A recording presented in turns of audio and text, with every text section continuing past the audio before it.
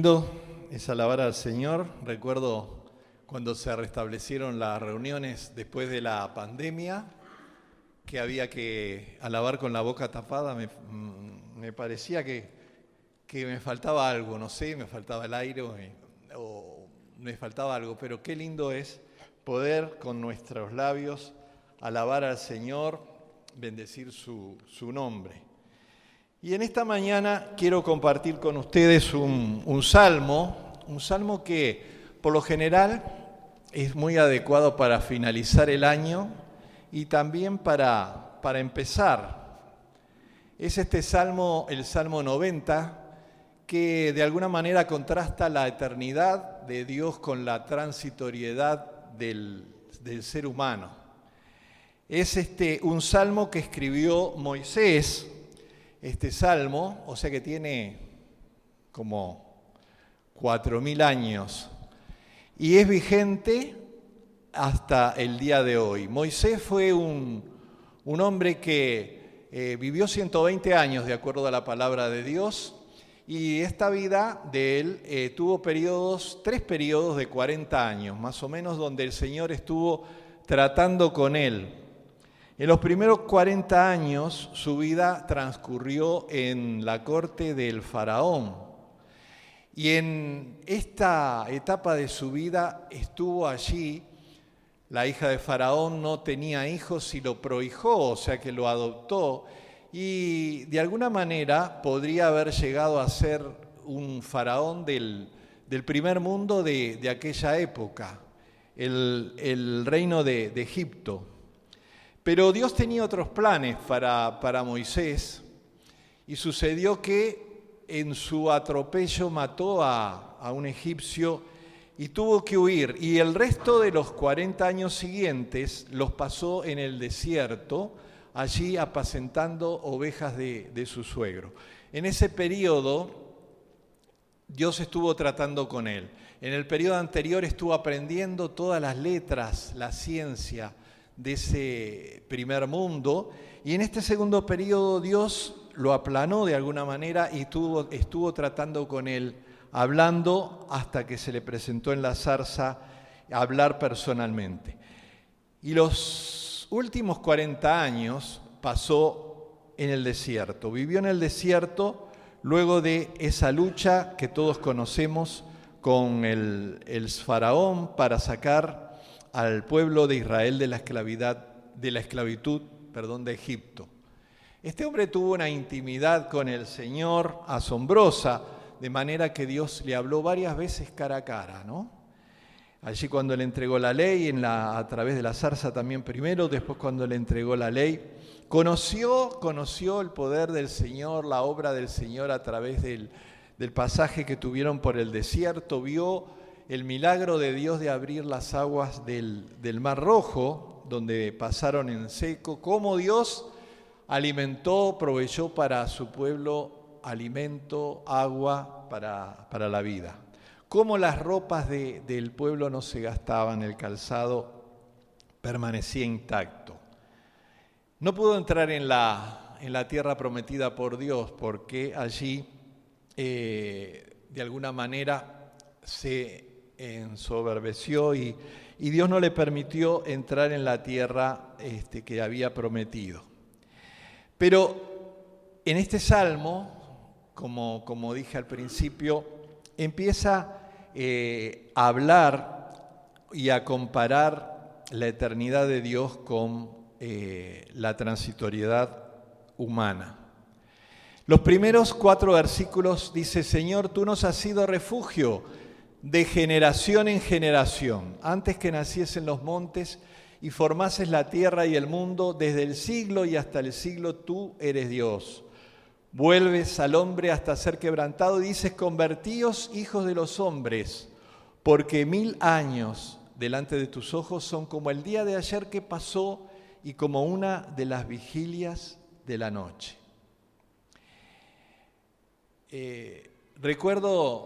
Creo que muchos lo recordaremos, aquella canción que nuestro hermano Chelo Lapachán creó cuando la iglesia cumplió los 90 años de vida. Ahora esa canción decía, tomaba estas palabras, tú has sido nuestro refugio, decía, de generación en generación, ¿verdad? Dentro de 3 años la iglesia va a cumplir 100 y esta iglesia va a cumplir dentro de 4 años 50 años.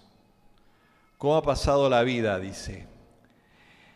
Luego, en el versículo 4 toma la figura del tiempo y dice que 1000 años delante de tus ojos son como el día de ayer que pasó. Tan breves para Dios, dice este texto, son 1000 años.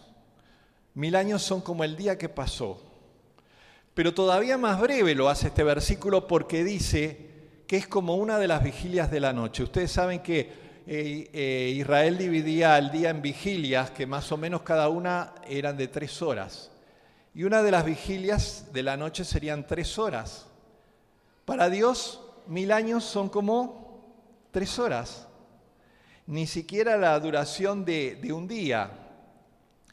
Y cuando me he puesto a reflexionar acerca de mi vida en lo que dice este salmo, recordé aquel momento en que empecé a trabajar, me tenía que levantar temprano, ir a trabajar y después de un tiempo dije, pero ¿y esto voy a tener que hacer 30 años para jubilarme? ¿Voy a tener que trabajar 30 años? Dije, qué tremendo. Pensé, no podía ser más fácil y tuve que trabajar 48 años para jubilarme. Y después que me jubilé dije, pero ya pasó el tiempo, ¿no? Qué rápido pasa para nosotros también el tiempo, ¿no? Cómo de alguna manera acá Moisés capta, ¿verdad?, aquella presencia de Dios en el tiempo, a través de los años, en su pueblo, bendiciendo a su pueblo, y cómo el pasaje nos dice de la fragilidad de nuestra vida. Dice, hablando del ser humano, los arrebatas como con torrente de agua, son como un sueño, como la hierba que crece en la mañana florece y crece, a la tarde es cortada y se seca.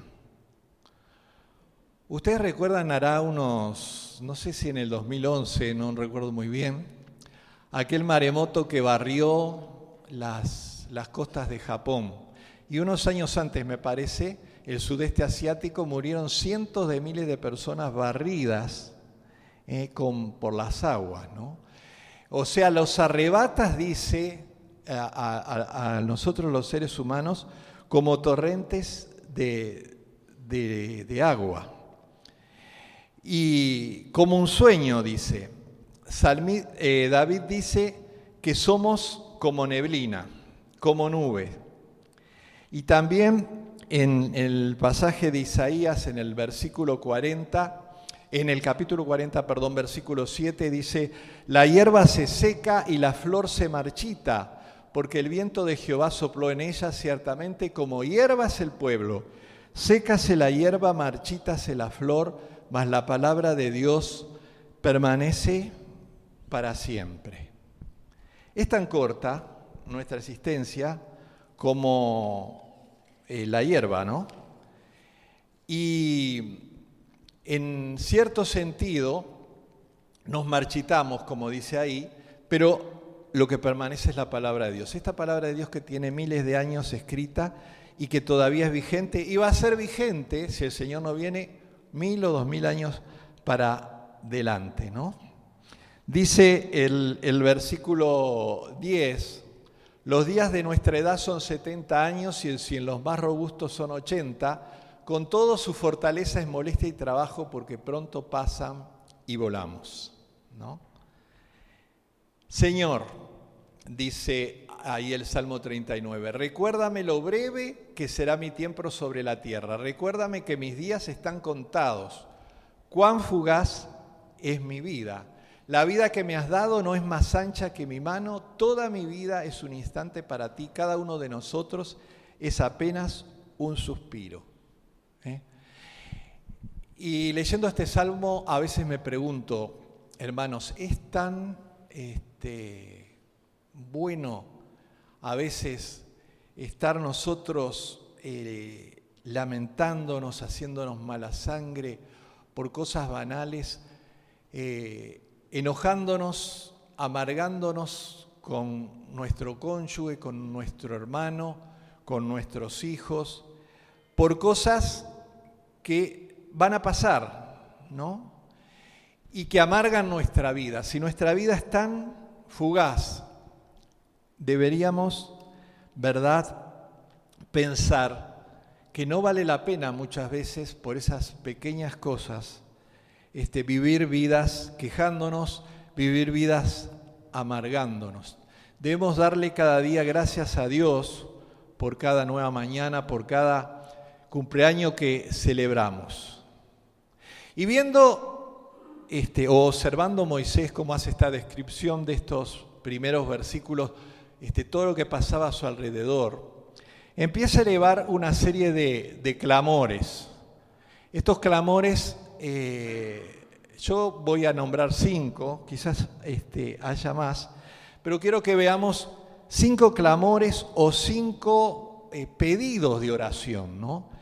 Que pienso que al comenzar este año, que lo fugaz es que estábamos celebrando Navidad y ya estamos terminando el primer mes del año, que reflexionemos y en este año podamos hacer nuestros cada uno de los clamores de Moisés en nuestra vida. El versículo 12 encierra el primer clamor. Dice, enséñanos de tal modo a contar nuestros días, dice aquí Moisés, que traigamos al corazón sabiduría. Le está pidiendo a Dios en esta oración, dame sabiduría para vivir. Señor, dame sabiduría. Y en vista de lo intrascendente, de lo fugaz de nuestra vida, deberíamos pedirle a Dios sabiduría, a contar nuestros días. Agustín de Hipona decía, no podemos vivir con sabiduría a menos que consideremos que cada uno de los días que vivimos podría ser el último. Algún predicador ha predicado desde acá del púlpito que tendríamos que pensar qué haríamos si este fuera el último día, ¿no?, de nuestra vida. Y la aritmética humana funciona bien para contar de repente lo que disponemos, lo que tenemos en el banco o lo que vamos a gastar en algún plan, pero tenemos y fallamos muchas veces en contar o sea, en programar nuestra vida, nuestra existencia para ser sabios en la manera de vivir, ¿no? En la carta de Santiago dice, el que tiene, en el capítulo 1, versículo 5, el que tiene falta de sabiduría, pídala a Dios, el cual da a todos abundantemente y sin reproche, y le será dada. Ustedes observaron que esta es una promesa de Dios, ¿no?, que acá Santiago nos pone, que si le pedimos sabiduría a Dios, Él nos va a dar abundantemente y sin reproche, sin reclamarnos nada. La inmensa mayoría de las promesas de Dios están vinculadas muchas veces, en un porcentaje alto, a una acción nuestra, ¿no? Si se humillare mi pueblo, dice, entonces yo voy a bendecir la tierra. Si oyeres hoy su voz, no endurezcáis vuestros corazones.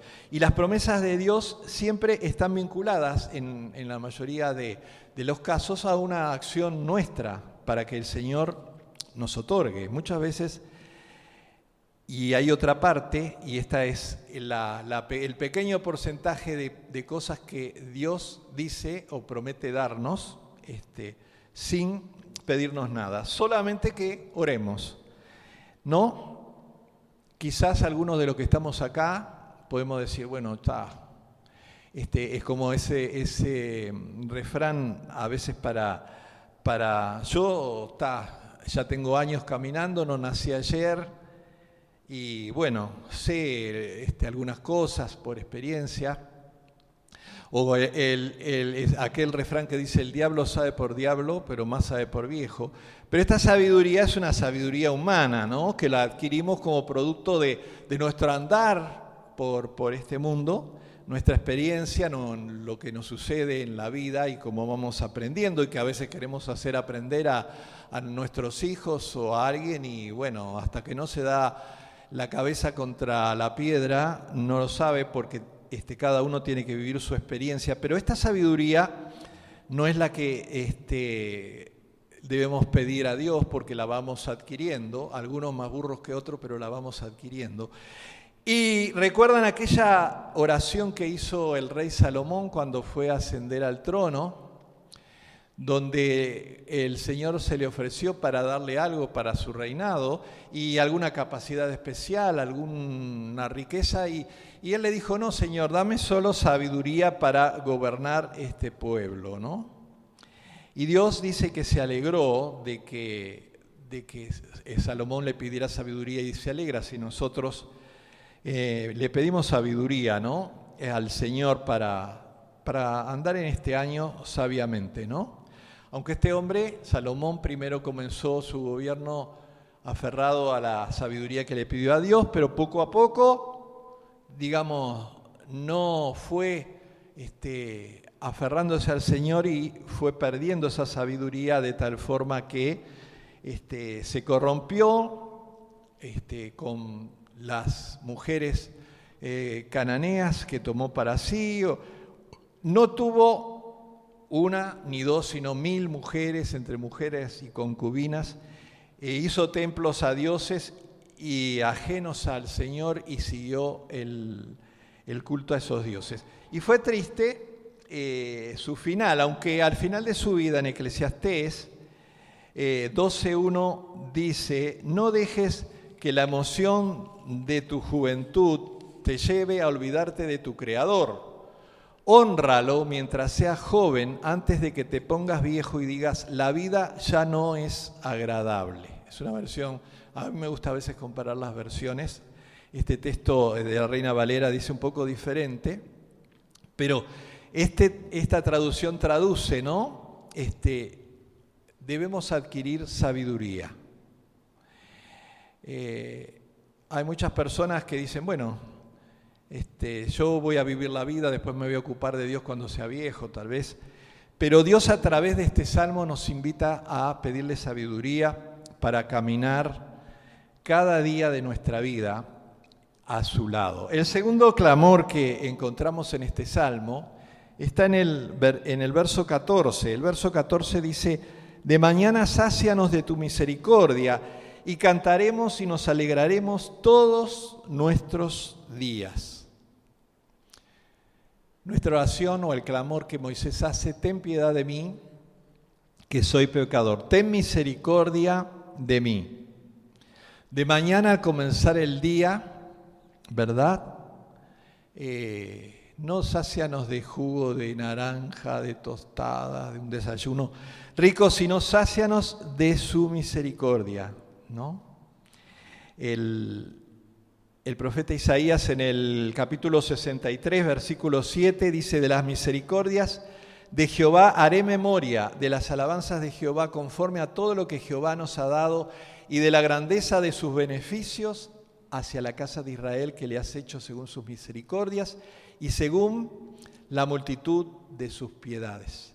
Hermanos, cada día debemos recordar, aunque ese día pueda ser problemático o que ese día se nos presente un inconveniente, debemos recordar, Señor, de tus misericordias haré memoria para enfrentar ese día, ¿verdad?, con tus fuerzas, con tu ayuda.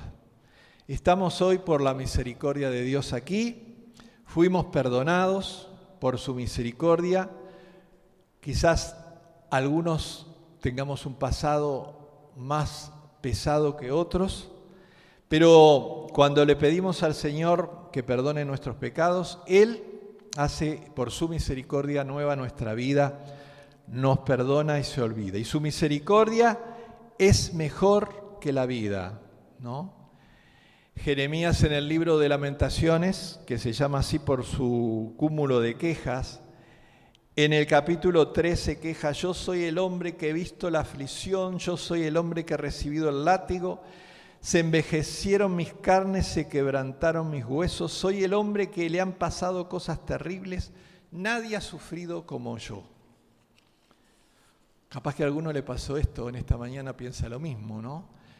Pero ¿cuántas veces escuchamos cosas que le pasan a las personas y tenemos que darnos cuenta, bueno, lo que me pasa a mí a veces es un problema, pero hay personas que le pasan cosas mayores, ¿no? Pero el profeta Jeremías en el capítulo 3, versículo 22, deja de quejarse, mira hacia arriba y dice lo siguiente: por la misericordia de Jehová no hemos sido consumidos, porque nunca decayeron sus misericordias, nuevas son cada mañana, grande es tu fidelidad. Y agrega: antes se aflige, también se compadece, según la multitud de sus misericordias. Entonces el Señor nos está diciendo, bueno, este día, si se te presenta un problema, por la multitud de mis misericordias, me voy a compadecer y así como te afligí, te voy a dar la salida. Y es algo que necesitamos, ¿verdad? Presentarnos delante de Dios con esa oración al publicano en el templo que decía: sé propicio a mi pecador, ¿no? El tercer clamor se encuentra en el versículo 15, dice: alégranos conforme a los días que nos afligiste y los años en que vimos el mal. La petición de Moisés es: dame gozo, paz y alegría en el vivir en este día, ¿no? Hay momentos que podemos sentir, quizás en este año nos pueden pasar, que se nos terminen las fuerzas, pero Él siempre va a estar allí. Y podemos decirnos: Señor, en medio quizás de circunstancias adversas, dame la capacidad de tener gozo y alegría. Y dice que Él, o sea, la otra promesa de Dios es que Él va a compensarnos, si somos fieles, conforme al tiempo que hemos estado afligidos, ¿no? Dios, a través de la aflicción, trabaja modelando el carácter de sus hijos, ¿no? Lo hizo con Job, el patriarca, ¿no? Joel dice algo similar en su libro, en el capítulo 2, versículo 25, dice: y os restituiré los años que comió la oruga, el saltón, el revoltón y la langosta, mi gran ejército que envié contra vosotros. Hermanos, dice la palabra y dice el Señor de su propia voz: yo sé que los pensamientos que tengo para con ustedes, le dice al pueblo, son pensamientos para bien y no para mal. Y Dios tiene pensamientos para bien y planes para bien para nosotros. Entonces, si estamos tristes o amargados o deprimidos, debemos recordar no solamente, como decía al principio este salmo, que la vida es corta, sino que debemos alegrarnos porque el Señor va a poner o va a tener planes buenos para nosotros. El cuarto clamor está en el versículo 16, dice: aparezcan tus siervos tu obra y tu gloria sobre tus hijos. Aquí Moisés dice que no hay nada más hermoso, en otras palabras, que ver la mano de Dios obrando en nuestras vidas. O sea, en nuestro pedido de oración tendríamos que pedirle al Señor: Señor, en mi vida muéstrame tu mano obrando. Luego de conocer al Señor y tener ese primer amor que teníamos cuando le conocemos, luego parecería, según dice la palabra, que a veces se va enfriando ese amor en nuestro corazón, y vamos perdiendo de ver las cosas maravillosas que Dios hace a nuestro alrededor, quizás contestando oraciones, obrando en la vida de los otros, ¿no? Y deberíamos hacer esta oración cada día de este año. Señor, que puedas mostrarme tu obra en mi vida, ¿no? Que nuestros hijos o nuestros nietos o nuestros vecinos, nuestros parientes, puedan ver el obrar de Dios en nuestra vida, ¿no? ¿Y para qué? Para que veamos y disfrutemos de la gloria de Dios en nuestra vida. Hay muchos creyentes que viven derrotados por las circunstancias, por las situaciones. A través de la palabra de Dios y a través de nuestra experiencia en el Evangelio hemos visto a cuántas personas Dios ha restaurado la vida, transformado la vida. Allí cuando pasó por este mundo, Jesucristo transformó la vida de María Magdalena, esa mujer, la vida de aquella mujer que estaba enferma con flujo de sangre por 12 años. En el Antiguo Testamento también la vida de Rahab, que llegó a ser bisabuela de David y de la generación de los ancestros del Señor. Tantas personas que figuran donde Dios ha estado obrando. Y tendríamos que clamar también como clamaba Moisés. Señor, muéstrame tu mano obrando en mi vida. Y el quinto y último clamor es en el versículo 17. Sea la luz de Jehová nuestro Dios sobre nosotros y la obra de nuestras manos confirma sobre nosotros. Sí, la obra de nuestras manos confirma. Un pedido de Moisés: confirma tu obra en mi vida. Otras versiones traducen esta expresión, sea la luz de Jehová, por sea el favor de Jehová. Otros dicen, sea la belleza de Jehová sobre nosotros, y otros traducen esta palabra por sea la bondad de Jehová. Pero sea cual sea la traducción correcta o la ideal, encontramos que el Señor nos guíe cada día, ¿no? Todas estas cosas tienen que ver con la vida del creyente y necesitamos su palabra, necesitamos su guía, su dirección. Necesitamos el favor del Señor cada día de este año, necesitamos el gozo, la alegría de vivir en este año, necesitamos cada día presentarnos delante del Señor para que Él nos dé sabiduría para conducirnos. Que así sea, hermanos, y que podamos en este año realmente ver en la iglesia y en nuestras vidas la obra poderosa del Señor. Amén.